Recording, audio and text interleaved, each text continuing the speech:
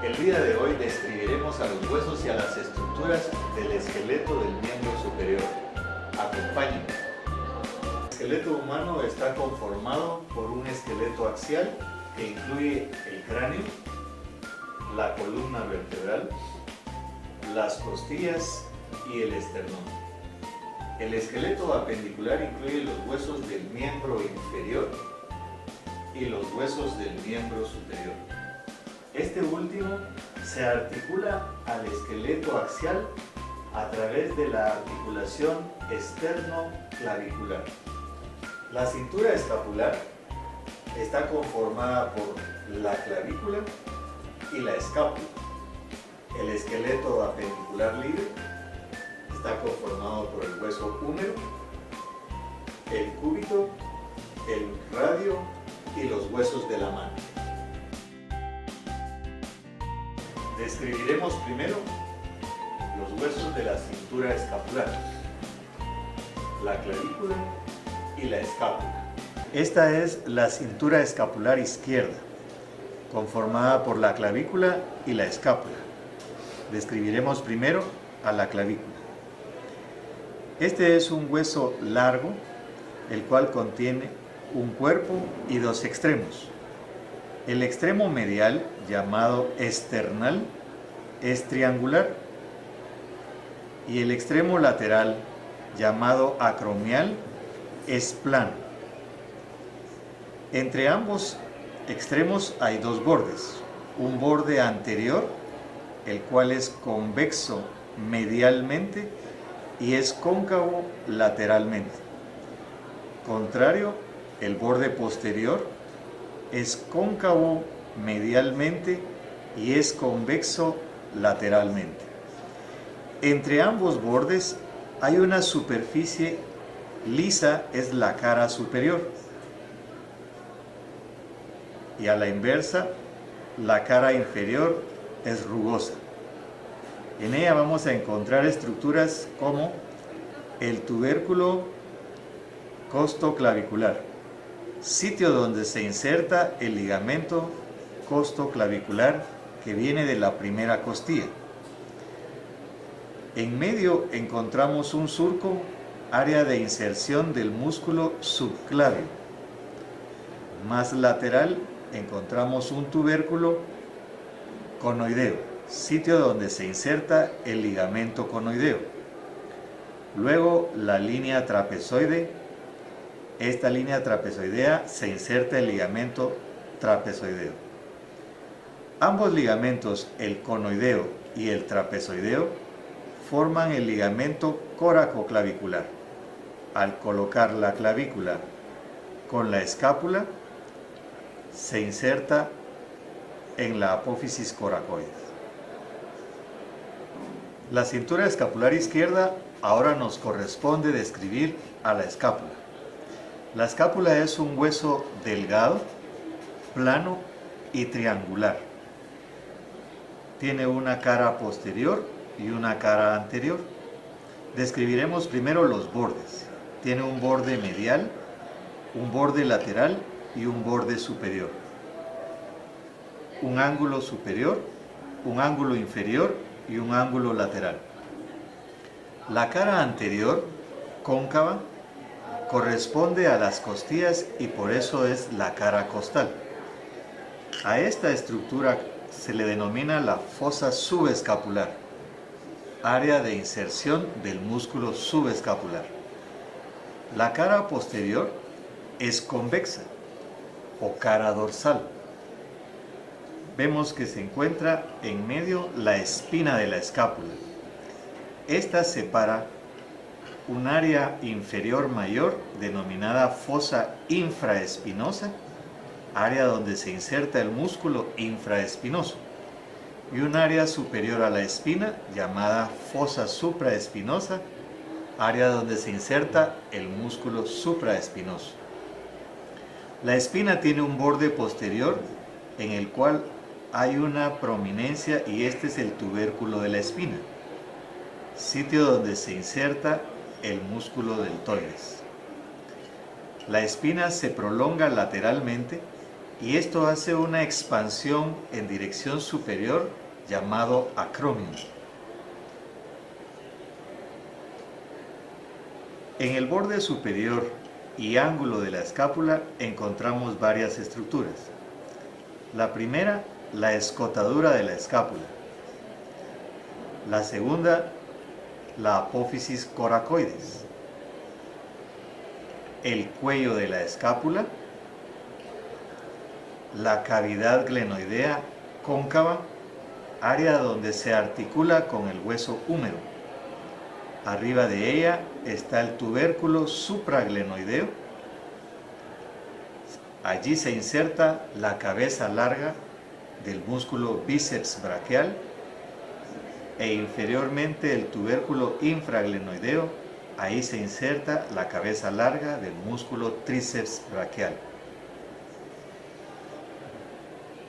De la cintura escapular tenemos la escápula izquierda y el húmero izquierdo se articula con ella. Articulación glenohumeral, debido a la cavidad glenoidea y al húmero. En el esqueleto apendicular libre, el húmero ocupa el esqueleto del brazo. Vemos que es un hueso largo que contiene un cuerpo y dos extremos. El extremo superior o proximal tiene estructuras como la cabeza en forma esférica, dirigida medial, superior y ligeramente posterior para coincidir con la cavidad glenoidea. Luego encontramos un surco que la rodea y la separa de los tubérculos. El tubérculo mayor en posición lateral a la cabeza. En él se inserta el músculo supraespinoso, infraespinoso y redondo menor. Todos ellos conforman el manguito rotador. El tubérculo menor en posición anterior a la cabeza, en él se inserta el músculo subescapular, el cuarto de los músculos del manguito rotador. Entre ambos tubérculos existe un surco y se denomina surco intertubercular. A través de él pasa el tendón de la cabeza larga del bíceps braquial. Cada tubérculo se prolonga inferiormente con una cresta, introduciéndose en el cuerpo. Este es el cuello anatómico y esto es el cuello quirúrgico, el momento en el cual el extremo superior se separa del cuerpo. Ahora describiremos el cuerpo del húmero. Este tiene la configuración de un prisma triangular, con un borde anterior, un borde medial y un borde lateral. Entre los bordes existen superficies denominadas caras. Esta es la cara anterior y medial, la cara anterior y lateral, y es la cara posterior. En la cara anterior y medial vamos a encontrar la prolongación del surco intertubercular, dejando dos bordes. Esta cresta lateral le sirve al músculo pectoral mayor para insertarse. La cresta medial le sirve al músculo redondo mayor para insertarse. Y en medio se inserta el músculo dorsal ancho. En la cara anterolateral podemos apreciar una rugosidad en forma de una letra V. Se le conoce como la tuberosidad deltoidea. Ahí se inserta el músculo deltoides. Y en la cara posterior apreciamos el recorrido de un surco radial. En él pasa el nervio radial y la arteria braquial profunda. Ahora describiremos el extremo inferior del húmero. En él encontramos superficies lisas que son articulares. En este caso es la tróclea. Esta superficie se articula con la escotadura troclear del cúbito. En esta forma. Lateral está el capítulo, una superficie lisa que se articula con la cabeza del radio. Medialmente encontramos el epicóndilo medial, donde se insertan los músculos epicondilios mediales, y lateralmente el epicóndilo lateral, donde se insertan los músculos epicondilios laterales. Superior a la tróclea encontramos la fosa coronoides. Esta recibe a la apófisis coronoides del cúbito en el momento de realizar la flexión completa del antebrazo.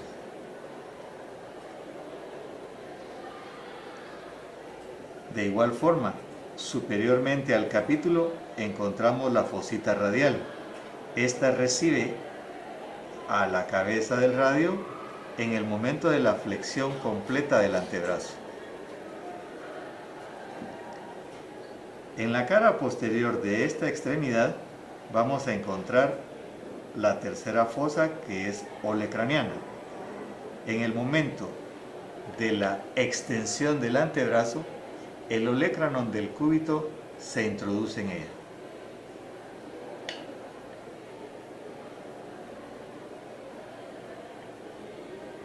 El esqueleto del antebrazo está formado por dos huesos, el cúbito y el radio.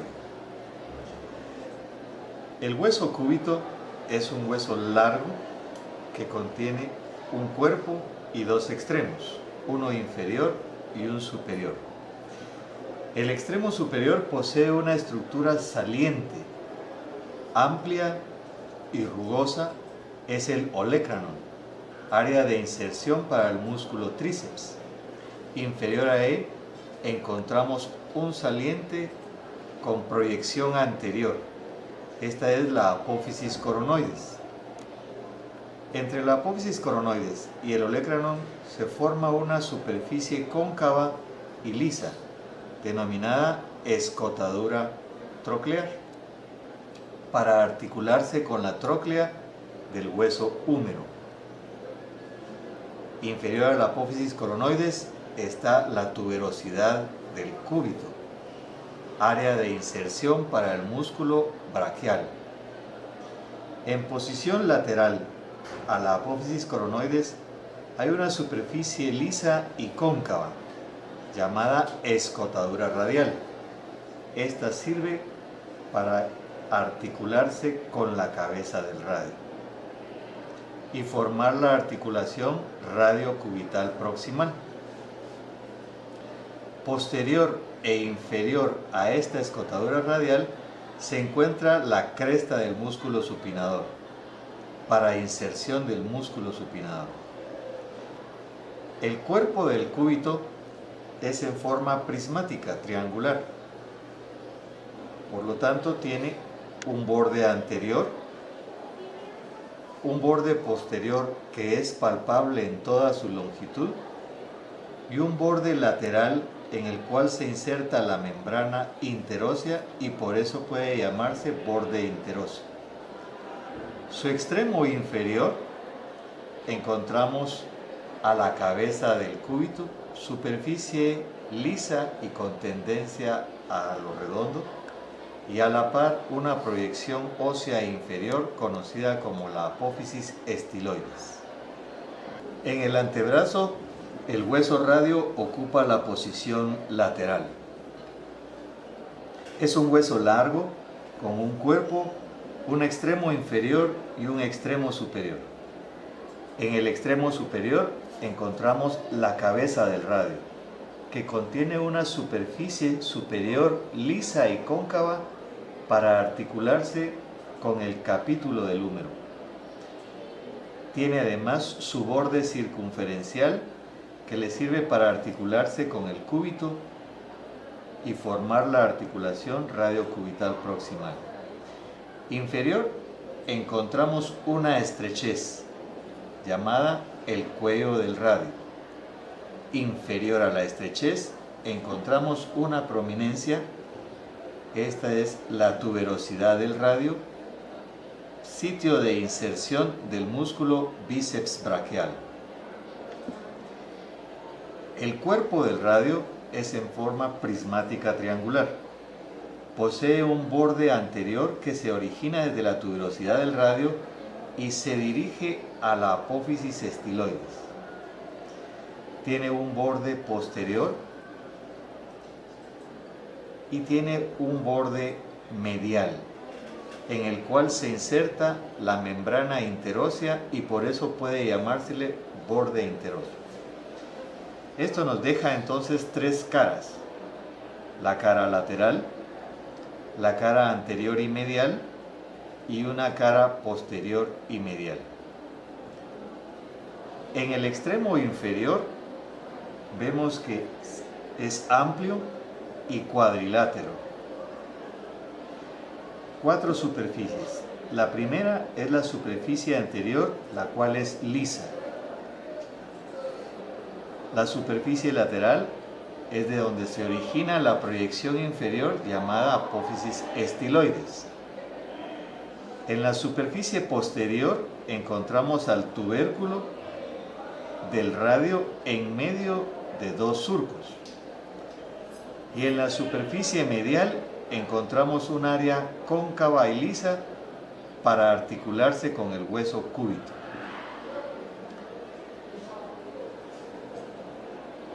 Aquí se forma la articulación radiocubital distal. La superficie inferior es lisa y cóncava.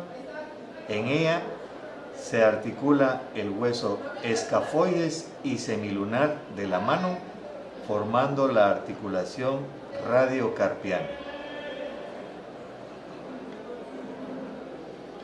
Los huesos de la mano están dispuestos en 3 grupos: los huesos del carpo, los huesos del metacarpo y los huesos de los dedos de la mano. Esta es la mano derecha. Por lo tanto, vamos a encontrar como posición lateral y posición medial. Los huesos del carpo están dispuestos en filas. Esta es la primera fila o proximal. Al colocar la disposición de lateral a medial, enumeramos el escafoides, semilunar, piramidal y pisiforme. La segunda fila o distal es el trapecio, trapezoide, hueso grande y hueso ganchoso. El escafoides, el trapecio, poseen un tubérculo cada uno. En el lado medial, el hueso ganchoso posee un gancho. Y acá, el hueso pisiforme, él funciona como un saliente del hueso piramidal. Estos huesos forman el carpo o muñeca. La palma de la mano está formada por los huesos metacarpianos y se denominan como primer metacarpiano, segundo, tercero, cuarto y quinto metacarpiano. Cada hueso metacarpiano posee un cuerpo, una cabeza distal que se articula con las falanges y una base proximal que se articula con los huesos del carpo. La cabeza de cada metacarpiano corresponde a los nudillos.